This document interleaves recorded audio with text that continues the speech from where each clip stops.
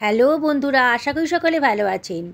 ময়দার মধ্যে দুধ দিয়ে অসাধারণ টেস্টি একটা রেসিপি বানানো যায়। বাজার থেকে কিনতে গেলে এটা অনেক খরচ পড়ে যায়। বাড়িতে অতিথি আসছে, কোনো মিষ্টি কেনার প্রয়োজন নেই, বাড়িতেই বানিয়ে ফেলুন অসাধারণ টেস্টি এই রেসিপিটা। সামান্য খরচে অল্প সময়ের মধ্যে আপনি নিজেই অবাক হয়ে যাবেন, অতিথিরা তো আরও অবাক হয়ে যাবে। কেউ বিশ্বাসই করতে পারবে না যে আপনি নিজের হাতে এটা বাড়িতে বানিয়েছেন। চলুন তাহলে আজকে বানিয়ে ফেলি। আমি এখানে 2 বাটি মতো ময়দা নিয়ে নিচ্ছি। আজকে আমি এটা ময়দা দিয়ে বানাবো। আপনার ইচ্ছা করলে আটা ময়দা মিশিয়েও করতে পারেন, আবার শুধু আটা কিংবা শুধু ময়দা দিয়েও করতে পারেন। দিয়ে দিচ্ছি 1/4 চামচ মতো লবণ, আর এর ভেতরে আমি দিয়ে দিচ্ছি 4 টেবিল চামচ মতো গাওয়া ঘি। এখানে ঘিটা দেওয়ার চেষ্টা করবেন, তাহলে কিন্তু রেসিপিটা দারুণ সুস্বাদু হবে। আর একান্তই যদি ঘি আপনাদের অপছন্দ হয়, তাহলে এখানে সাদা তেলটা ইউজ করবেন। এবারে আমি সব কিছু খুব ভালো করে মাখিয়ে নিচ্ছি। খুব ভালো করে মাখিয়ে নিতে হবে, যাতে ঘিটা ময়দার সাথে খুব ভালো করে মিশে যায়।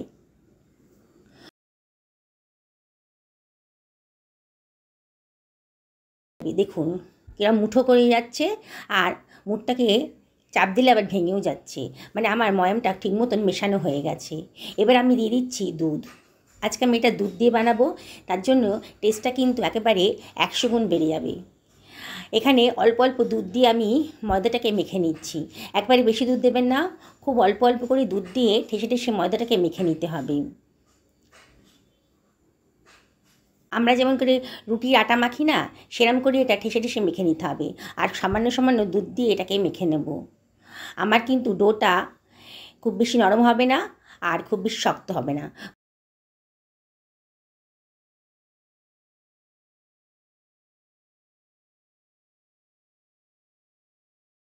ডোটা বেশ স্মুথ হয়ে গেছে। এবার এটাকে আমি ঢাকা দিয়ে সরিয়ে রাখছি। আমি এখানে 2 টেবিল চামচ মতো গাওয়া ঘি গলিয়ে নিয়েছি, আর এর ভেতর দিয়ে দেবো 2 টেবিল চামচ মতো কর্নফ্লাওয়ার। কর্নফ্লাওয়ার যদি না থাকে তাহলে ময়দাও দিতে পারেন, তবে কর্নফ্লাওয়ারটা দিলে পারে বেশি ভালো হবে। এবার ঘিয়ের সাথে আমি কর্নফ্লাওয়ারটা খুব ভালো করে মিশিয়ে নিচ্ছি। দেখুন খুব ভালো করে মিশিয়ে নিতে হবে, একেবারে মনে হচ্ছে না মাখনের মতন, ঠিক এরম করে মিশিয়ে নিতে হবে। আমি একটা কড়াই গরম বসিয়ে দিয়েছি গ্যাসে, আর দিয়ে দিলাম 1 বাটি পরিমাণ চিনি। যে বাটি মাপের আমি ময়দা নিয়েছিলাম সেই বাটি মাপেরই 1 বাটি চিনি নিলাম, আর হাফ বাটি জল নিলাম। এবার আমি গ্যাসের ফ্লেমটা ধরিয়ে দিচ্ছি, গ্যাসের ফ্লেম হাইতেই রেখেছি। এবার চিনির সাথে জলটা ভালো করে মিশিয়ে নেব। আমি চিনির একটা রস তৈরি করছি। অনবরত কিন্তু নাড়তে হবে, নাহলে কিন্তু তলায় কড়াইয়ের তলার ভেতর চিনিটা লেগে যাবে, পোড়া গন্ধ বেরিয়ে যাবে। দেখুন এর ভেতরে আমি দিয়ে দিচ্ছি 2খানা ছোটো এলাচ থেতো করে দিয়ে দিলাম, খুব সুন্দর একটা গন্ধ বেরোবে। আর অনবরত কিন্তু নাড়ছি, চিনিটা কিন্তু পুরো গলে যাচ্ছে। এবার এর ভেতর দিয়ে দিলাম 1 টেবিল চামচ মতো লেবুর রস, তাহলে চিনিটা আর ক্রিস্টালাইজ হবে না। সব কিছু আবারও ভালো করে মিশিয়ে নিচ্ছি। এবার তো দিয়ে দিচ্ছি সামান্য 1 চিমটা লবণ। মিষ্টি জিনিসের সঙ্গে যদি একটু লবণ পড়ে তাহলে কিন্তু রান্নার টেস্টটা কিন্তু স্বাদের টেস্টটা কিন্তু খুব সুন্দর আসে, সেই জন্যই লবণটা দেওয়া আর কি। এবার আমি শিরাটা একটু চেক করে দেখছি, দেখুন একতার হয়ে গেছে, চটচটে হয়ে গেছে, একেবারে চটচটে। এবার এটাকে সরিয়ে রাখলাম, গ্যাসের ফ্লেমটা অফ করে দিয়ে। ময়দাটা তো অনেকক্ষণ মাখা হয়ে গেছে, আর দেখুন কতটা স্মুথ হয়ে গেছে ময়দাটা। আবার একটু ঠেসে ঠেসে মেখে নেব কিচেন টপের ওপরে।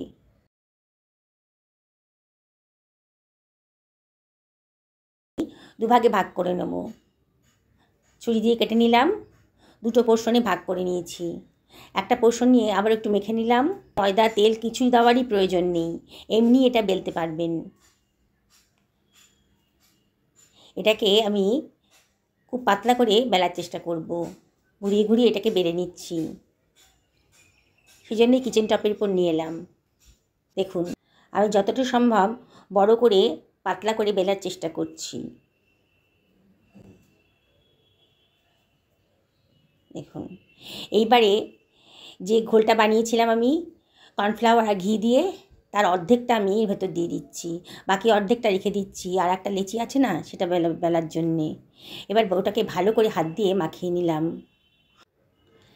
সাইডের পোর্শনগুলোকে ভালো করে মাখিয়ে নিলাম। দেখুন, এইবারে ওপর থেকে একটু ময়দা ছড়িয়ে দিচ্ছি। এবার সাইড থেকে রোল করে দিচ্ছি। খুব টাইট করে রোলটা করতে হবে, যাতে ভেতরে কোনো এয়ার বাবলস না থাকে। দেখুন আমি ঘুরিয়ে ঘুরিয়ে কীভাবে রোলটা করছি।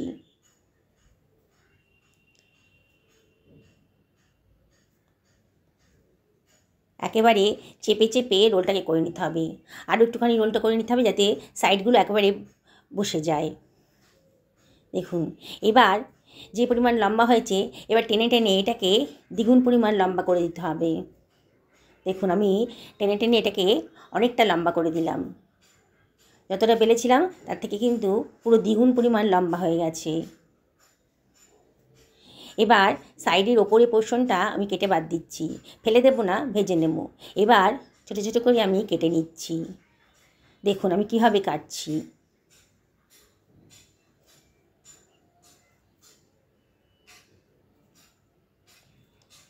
এইভাবে আমি টুকরো টুকরো করে কেটে নিলাম। একটা লেচি নিয়ে নিয়েছি। এবার ভালো করে দেখুন আমি কি করছি। লেচির একটা পোর্শনটা, নিচের পোর্শনটাকে আমি সাইড দিয়ে চাপ দিয়ে মুখটা সিল করে দিলাম। দেখুন, আবার সাইড দিয়ে চাপ দিয়ে এটাকে একটা পাকিয়ে নিলাম, নিয়ে ওপর পোর্শনটা থেকে চাপ দিয়ে লেচিটাকে বেঁধে নিলাম। দেখুন আমি কিভাবে করলাম। আমি আর একটাও দেখাচ্ছি। প্রথমে একটা পোর্শন চাপ দিয়ে মুখটাকে সিল করে দেব, আবারও মুখটাকে ভালো করে ঘুরিয়ে নিয়ে সিল করে দিচ্ছি।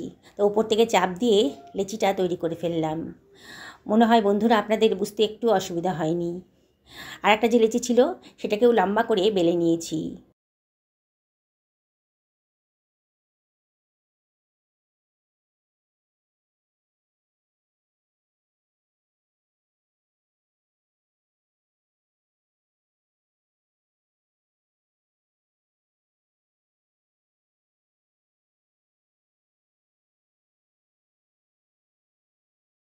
সমস্ত লেচিগুলো আমার রেডি হয়ে গেছে। এইবারে আমি বেলে নিচ্ছি। দেখুন কিচেন টপের ওপরই হালকা হাতে বেলতে হবে, কিন্তু খুব বেশি চাপ দেওয়া যাবে না।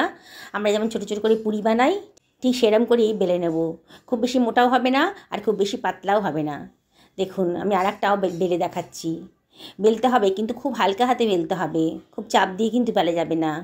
আর এখানে বেলার সময় আমি কিন্তু কোনো আটা ময়দা তেলের কিন্তু ব্যবহার করিনি।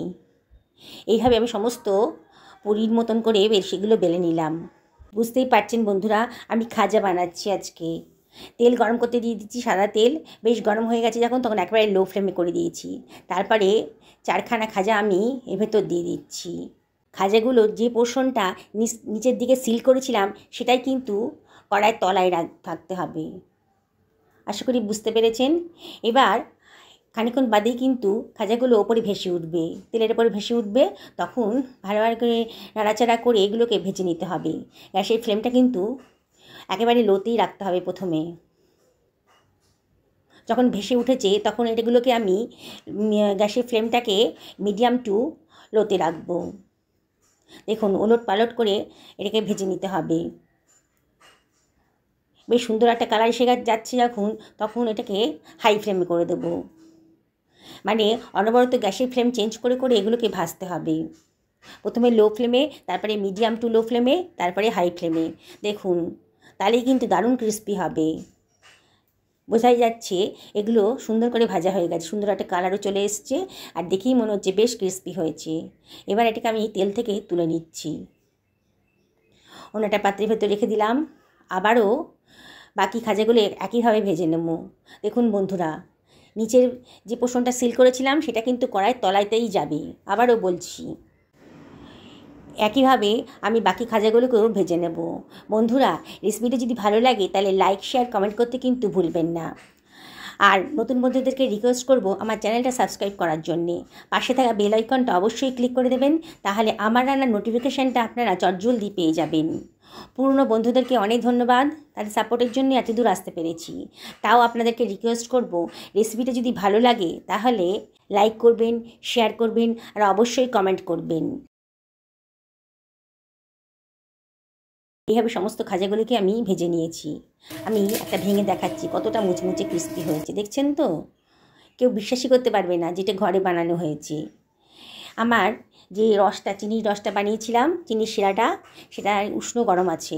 উষ্ণ গরম অবস্থাতে কিন্তু খাজাগুলো দিতে হবে। খুব বেশি গরমেও দেওয়া যাবে না, আর একেবারে ঠান্ডা হয়ে গেলেও দেওয়া যাবে না। উষ্ণ গরম অবস্থাতেই দিতে হবে। আমি কয়েকটা খাজার ভেতর দিয়ে দিচ্ছি, একসঙ্গে তো সব দিতে পারবো না। দিয়ে চামচ দিয়ে একটু ওলটপালট করে নিচ্ছি। আর ওপর থেকে একটু একটু করে রস ওপর থেকে ছড়িয়ে দিচ্ছি। দেখুন বন্ধুরা কীভাবে বানাচ্ছি। এবার একটা চিমটা দিয়ে খাজাগুলোকে চিনির রস থেকে তুলে নিচ্ছি। রসটা ঝরিয়ে ঝরিয়ে তুলে নিচ্ছি।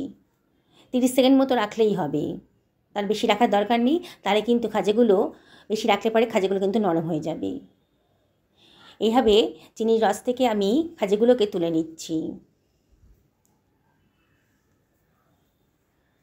দেখুন বাকি খাজাগুলোও আমি একইভাবে চিনির রসে চুবিয়ে চুবিয়ে 30 সেকেন্ড মতো রেখে আবারও প্লেটের মধ্যে দিয়ে দিচ্ছি। দেখছেন তো বন্ধুরা কতটা সুন্দর রেসিপি, কত অল্প খরচের ভেতরে তৈরি হয়ে গেল। দেখুন কি দেখেই বানাতে ইচ্ছে করছে তো। ওপর থেকে একটু পেস্তা কুচি ছড়িয়ে দিলাম, দেখতে সুন্দর লাগবে। আপনাদের হাতে কাছে যদি পেস্তা থাকে তাহলে দেবেন, না থাকলেও কোনো অসুবিধা নেই। দেখছেন তো কত সুন্দর রেসিপিটা, কত অল্প খরচের ভেতরে তৈরি হয়ে গেল। বাজারে কিনতে গেলে কিন্তু অনেক খরচ পড়ে যাবে। তাহলে আর দেরি করছেন কেন, আজকেই বানিয়ে ফেলুন না। ময়দার দুধ আছে তো বাড়িতে, তাহলে আর চিন্তা কি। আমি একটা ভেঙে দেখাচ্ছি আপনাদের, এখনও কতটা ক্রিস্পি আছে। সকলে ভালো থাকুন এই কামনা করেই আজকে ভিডিওটা এখানে শেষ করলাম। নমস্কার নেবেন।